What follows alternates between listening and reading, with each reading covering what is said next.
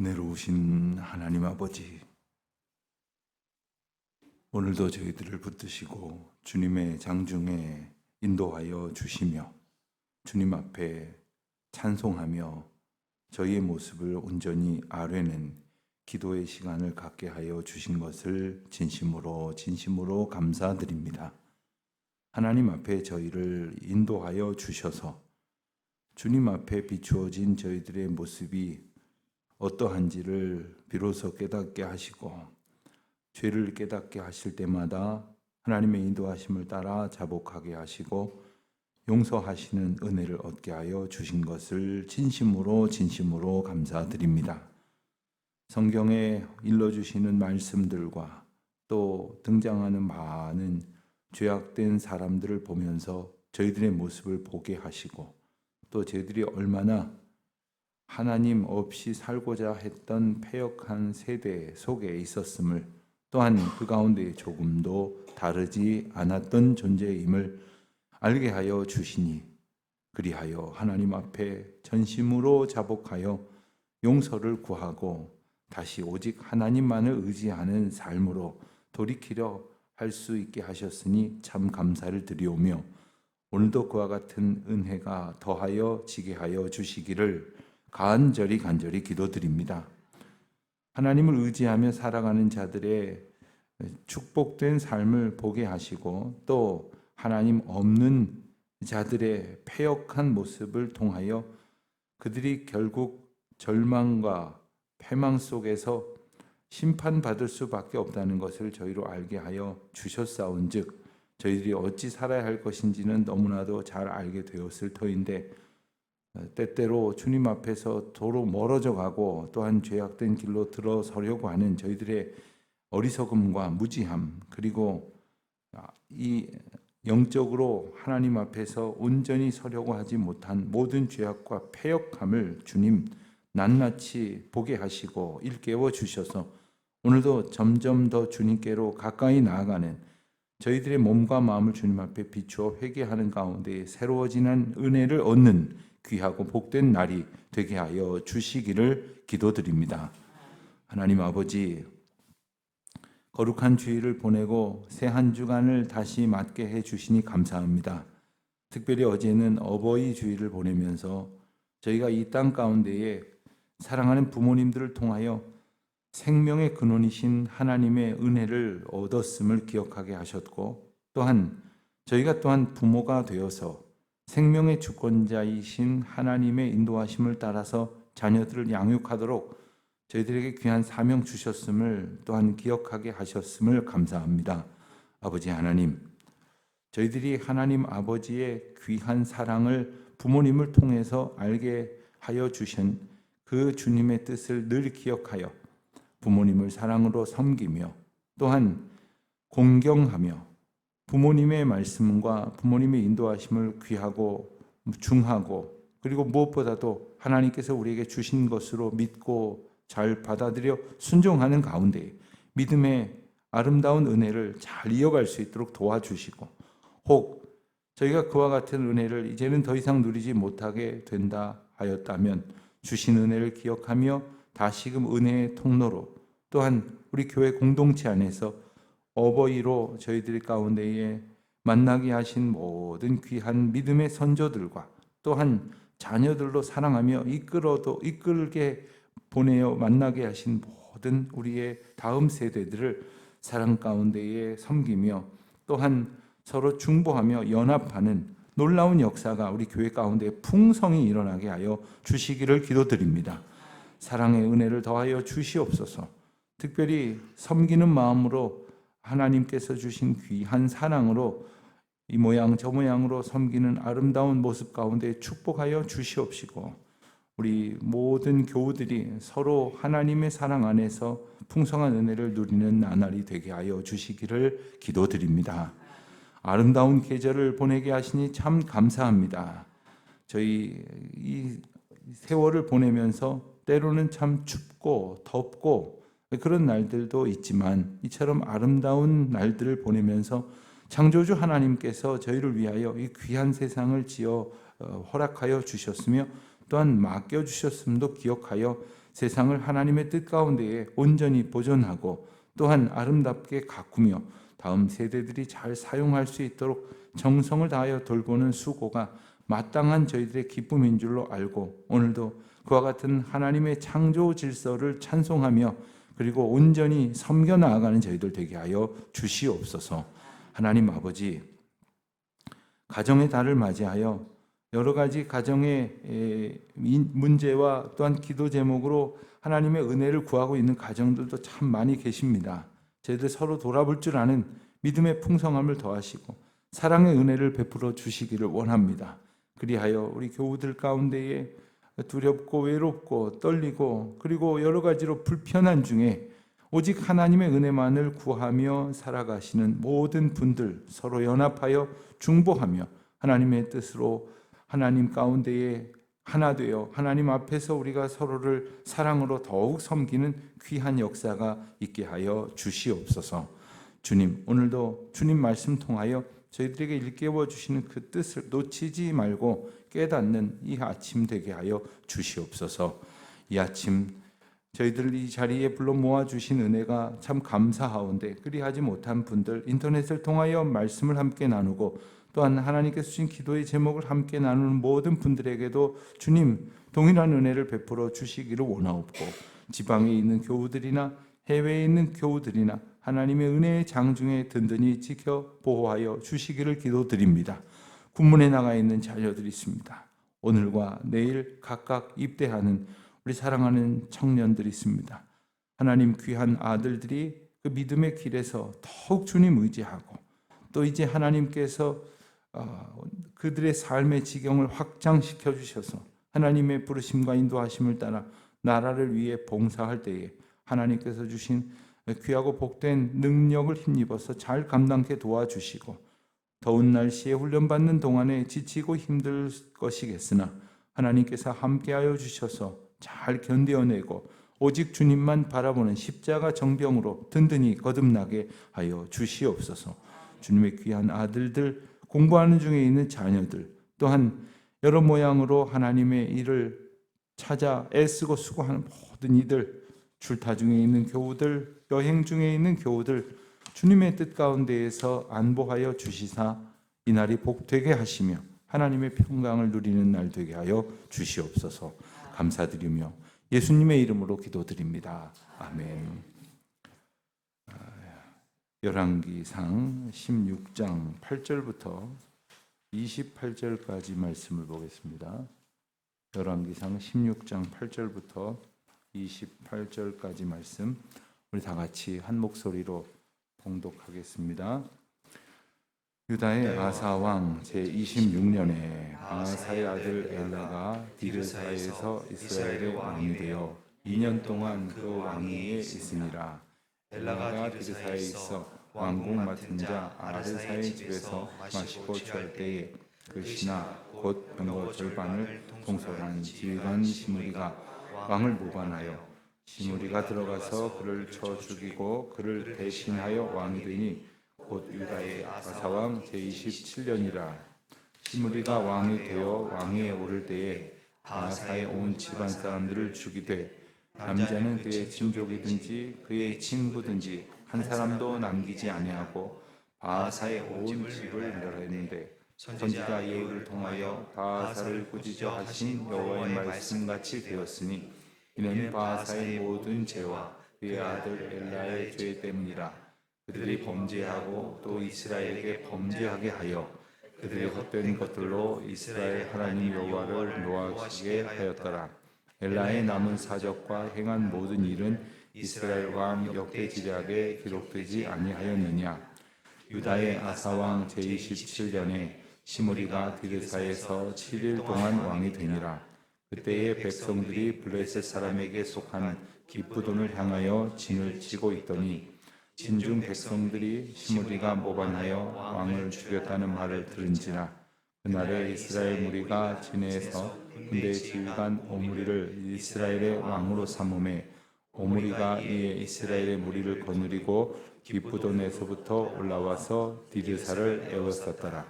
시므리가 성읍이 함락됨을 보고 왕궁 요새에 들어가서 왕궁에 불을 지르고 그 가운데에서 죽었으니 이는 그가 여호와 보시기에 악을 행하여 범죄하였기 때문이라.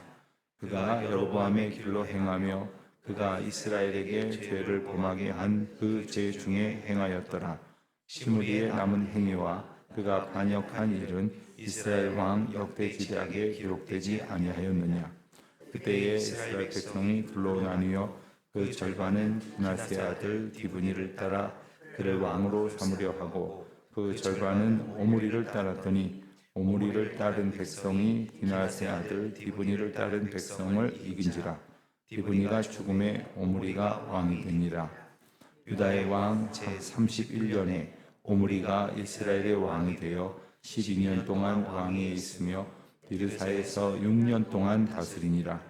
그가 은2 달란트로 세멜에게서 사마리아 산을 사고 그 산 위에 성읍을 건축하고 그 건축한 성읍 이름을 그 산 주인이었던 세멜의 이름을 따서 사마리아라 일컬었더라.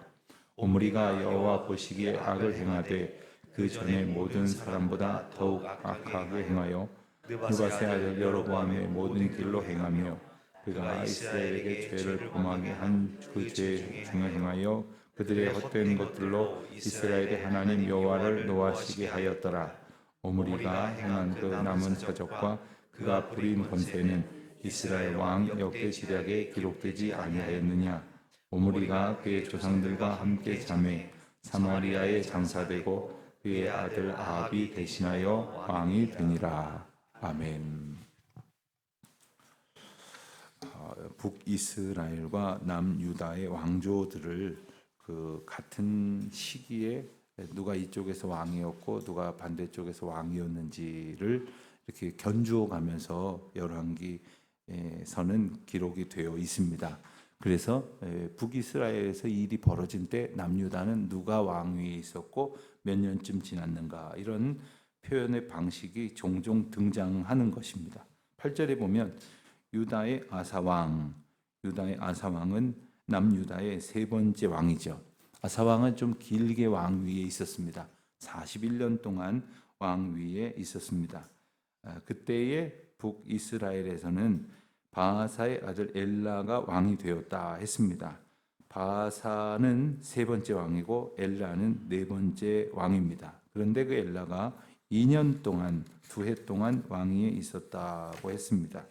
그런데 9절에 보면 엘라가 디르사에 있어 왕궁 맡은 자 아르사의 집에서 마시고 취할 때에, 사실 이때는 이제 뒤에 나오는 이야기를 통해서도 우리가 알 수 있듯이 이 북이스라엘이 남유다와 그리고 때로는 다른 나라들과 계속해서 전쟁을 치르고 있었던 상황이었습니다. 그런데 왕이라는 자가 왕궁 맡은 자, 그러니까 왕궁의 경비를 맡은 아르사의 집에서, 그러니까 왕궁이 있는 것이 아니라 자기 최측근 호위관과 함께 마시고 취하는 왕으로서의 역할을 충실히 감당한다고 보기 어려운 그러한 형편에 있었다는 사실을 상징적으로 성경은 말씀하고 있습니다. 사람이 항상 최상의 긴장으로 무슨 일을 할 수는 없겠으나 그 부르심의 자리에서 언제나 집중하고 최선을 다해야 한다는 사실은 누구에게나 예외가 없을 터인데 이 엘라는 전혀 그렇지 못하고 있었습니다. 그때에 오죽하면 왕의 신하 곧 병거 절반을 통솔한 지휘관, 그러니까 상당한 그 군 권력의 실세 중에 한 사람이었을 터인데, 그러니까 나름대로 믿고 실권을 맡겼던 부하에게 의해서 모반을 당하게 됩니다. 그래서 시므리가 쿠데타를 일으켜서 10절에 보는 대로 그에게 들어가서 그를 대신하여 죽이고 왕이 됐다 했습니다. 그런데 11절에 보면 이 시므리가 왕이 되었을 때 바하사의 온 집안 사람들, 특히 남지 않은 친족이든지 심지어 친구까지도 한 사람도 남기지 않고 온 집안을 멸했다 했습니다. 여러분, 남유다와 북이스라엘을 참 복잡해서 뭐가 뭔지 모르겠다. 오늘 들어도 내일 잊어버릴 것 같다 하시겠지만 하나 꼭 기억하실 것은 남유다는 유다 왕조 르호보암의 가문이 그 한 집안이 왕위를 계속 이어갑니다. 그 왕조가 바뀌지 않았다는 뜻이죠. 그러나 북이스라엘은 그렇지 못했습니다. 첫 번째, 두 번째 왕조 만에 쿠데타가 일어나고 세 번째, 네 번째 왕조 만에 또다시 쿠데타가 일어났습니다. 그러니까 아들도 형제도 믿지 못하는 상황 속에서 이제 반역을 일으키게 됐다는 이야기는 선대의 아주 모든 흔적을 다 죽이고 다시금 역공을 당하지 않을 그런 완벽한 제압을 해야 되겠다 하는 생각으로 왕조를 완전히 전복시키고 괴멸시켰는데 그 12절 이하에 나오는 말씀을 보면 이 바하사의 온 집이 멸절되게 된 것은 이전에 선지자 예후를 통하여 꾸짖으신 여호와의 말씀과 같이 되었다 했습니다. 13절에는 보다 구체적으로 그 이유가 나오는데 바하사의 모든 죄 그리고 아들 엘라의 죄 때문이었다. 조금 더 포괄적이지만 부연하고 있는 설명은 그들이 범죄하고 또 이스라엘에게 범죄하게 하였다. 그들의 죄가 무엇인가? 우선 우리는 언뜻 하나님께서 인도하여 주시는 그러한 권력의 주권에 따라서 그들이 왕이 되지 않았다는 사실을 기억을 해야 하겠습니다. 그리고 여로보암에게 하나님께서 맡겼다고 성경은 분명히 말씀하시지 않았습니까?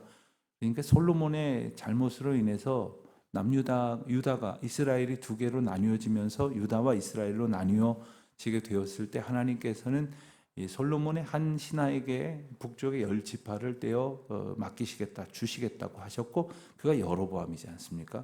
근데 그 여로보암과 아들 바하사, 여로보암과 아들 나답 그리고 나답의 아들 나답의 뒤를 이어진 바하사를 이어지면서 한번 모반이 일어나게 된 것은 어쨌든 하나님께서 여로보암에게 맡기신 것을 그의 아들의 때에 반역을 일으켰던 일인데 그게 바로 바하사라는 거예요. 그래서 오늘 다시 바하사와 그 집안도 멸족당하게 되는 그러한 심판을 보게 되어지는 것입니다. 그들의 죄 가운데 또 하나 심각한 것은 자기들만 범죄한 것이 아니라 온 이스라엘에게 죄를 범하게 하였다 하는 것입니다. 여러분 부모님들 중에서도 그런 분들이 있습니다. 자기는 비록 어떻게 살다 보니까 정말 험악하게 남 부끄러울 일도 해가면서 살았을지 모르지만 자녀들을 향하여 너희들은 절대 그래서는 안 된다. 너희들은 똑바로 살아야 된다. 이런 자세를 갖는 것이 모름지기 부모의 마음이고 어른의 마음이고 그리고 지도자의 마음이어야 할 것인데 그들은 아랑곳하지 않았습니다. 자신들도 하나님 앞에 등지고 죄를 저질렀습니다. 불구하고 또한 백성들도 그렇게 되게 하였다는 거죠. 15절에 보면 아사왕 27년에 시므리라고 하는 자는 이제 엘라를 이제 다시 뒤엎고 왕이 된 사람이죠.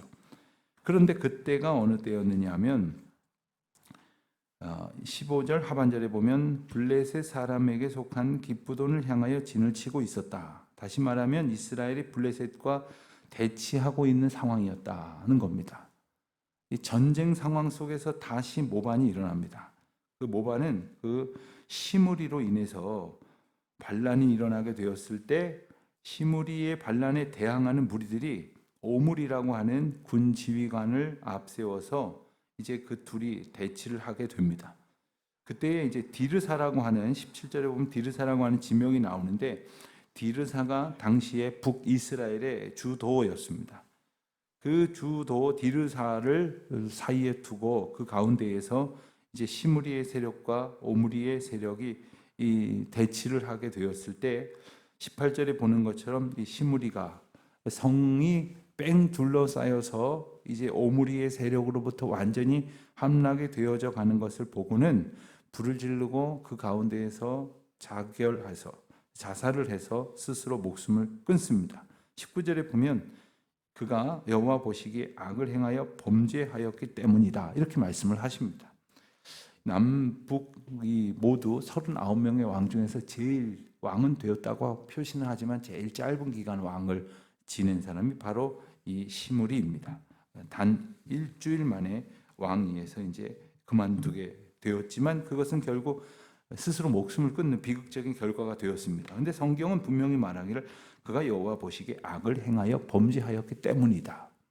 어떤 분들 그런 말씀을 하세요. 아니 일주일 동안 겨우 일주일 동안 범죄할 게 도대체 얼마나 있었을까요? 하지만 성경이 분명히 말씀하고 있는 것을 기억해야 됩니다. 우리는 생각할 때 한두 번밖에 안 그랬다. 잠깐밖에 안 그랬다. 그저 옛날에 잠깐 내가 그냥 하나님 거역하고 살았었다. 이렇게 스스로 이렇게 줄여보려고 가볍게 여겨보려고 할지 모르지만 하나님 앞에서 그 죄는 하나님의 회개케 하시는 인도하심을 따르는 방법으로의 하나님 앞에 해결을 보려고 하는 자세가 아니면 그건 결코 씻어질 수가 없는 겁니다. 해결이 될 수가 없는 것이라는 말입니다. 그런데 시므리의 자살로 모든 것이 종결된 것은 아닙니다. 21절 말씀에 보면 그때 이스라엘 백성들이 둘로 나뉘어졌다고 했습니다. 하나는 이제 오므리를 따르는 무리인데 또 한 부류는 디브니라고 하는 사람을 따르는 무리였습니다. 22절 보면 오므리를 따른 백성이 디브니를 따른 백성을 이겼다고 했어요. 그리고 디브니가 죽고 오므리가 왕이 되었다고 했습니다. 다시 말하면 나라가 절반으로 쪼개져서 내란이 벌어졌다는 얘기입니다. 극한 대치가 이어졌다는 얘기입니다. 근데 얼마나 그 기간이 되었느냐? 무려 4년 동안이었다는 거예요. 그러니까 북이스라엘은 도대체 나라 꼴이 말이 아닌 것이죠.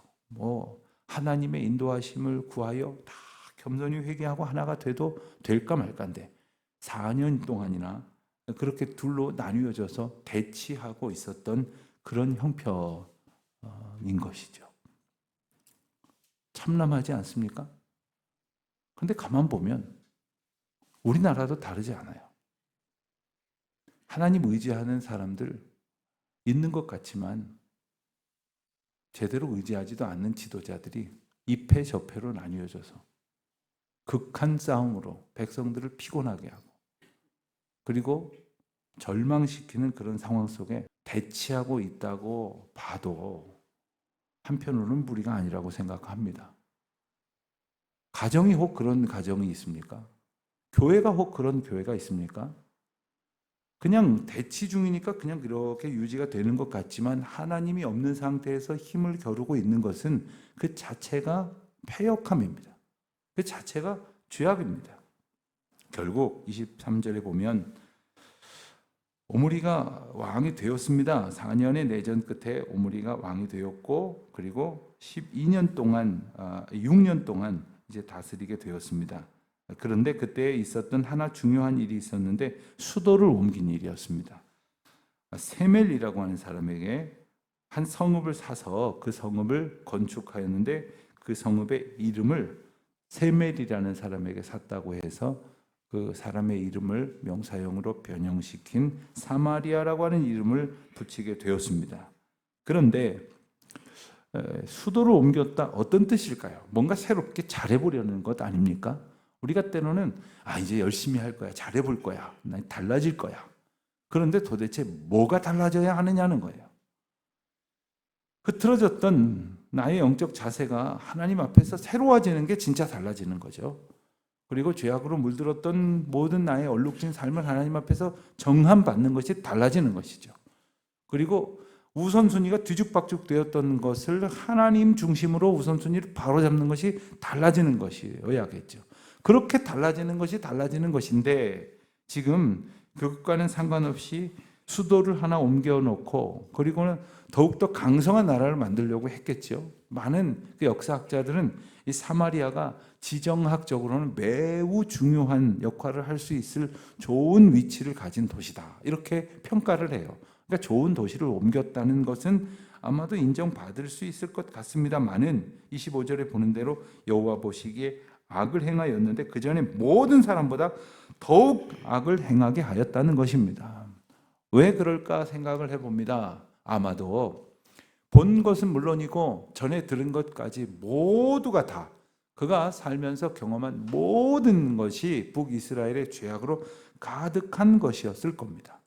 보고 듣고 배운 것이에요. 그러면서 자란 것이 몽땅 그런 것이니 그것을 어떻게 끊어낼 수 있겠는가 하는 생각도 해보게 됩니다. 더욱더 안타까운 것은 그렇게 그동안의 모든 사람보다 악을 행했던 그 오므리에게 아합이라는 정말로 괴물과 같은 인간이 태어났다는 사실 아닙니까? 그것을 끊을 수 있는 것은 다른 것이 없습니다. 때로는 우리가 우리 자녀들에게 내가 좋은 모습을 보여줘서 우리 자녀들이 믿음 생활 잘할 수 있게 해줘야지. 우리가 여러분 좋은 모습으로 우리 다음 세대, 우리 교회의 꼬맹이들이나 어린아이들한테 좋은 믿음의 본이 되도록 합시다. 이런 이야기도 때로는 합니다만은 뭐 틀린 말은 아니지만 우리의 모습으로 그들이 걸어갈 길의 죄악이 끊어지겠느냐는 거예요.